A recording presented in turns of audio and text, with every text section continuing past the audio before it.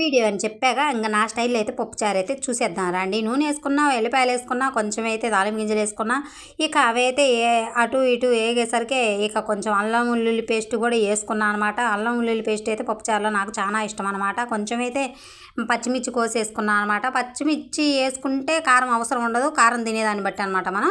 ఇక నేను కొంచెం కారం కూడా వేస్తానండి. ఇక అవి అయితే కచ్చాపచ్చిగా ఏగనిస్తానమాట. ఎర్రం కూడా ఏగనీయను, ఎందుకంటే మనం తినేటప్పుడు పంట కింద నచ్చదనమాట ఎర్రంగా వేగితే.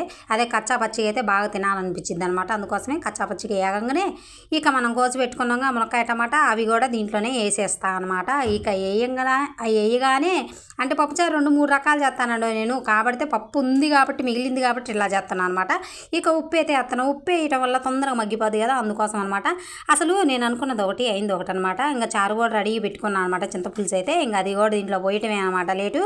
ఇంకా ఏందబ్బా అనుకుంది ఒకటి అనుకుంటారు. అటు పోయి చూసేసరికి ఇటు చేసే లోపల అటు పోయి చూసేసరికి శుభ్రంగా మా పిల్లలు పప్పు అంతా తిన్నారు అనమాట. ఈ గంట పప్పే ఉంచారు అనమాట. ఇక ఏం చేస్తా, ఇక మా పతిదేవుడు అయితే ఇది పప్పు చారా టమాటా చారా అని అడుగుతుడు ఖచ్చితంగా. అయితే ఇంక నేను ఇది టమాటా చారనే చెప్పాలి, అలానే ఉందనమాట. ఇంక చేసేదే ఉంది. ఇంక పిల్లలు అయితే తిన్నారు కదా, ఇంక వాళ్ళు తింటమే మనకు కావాల్సింది. ఏదో ఒకటి సర్దుకొని తినే ఇటువే అనమాట. చిన్న లైక్ అండి, ఓకేనా? బాయ్, మరి నెక్స్ట్ వీడియో.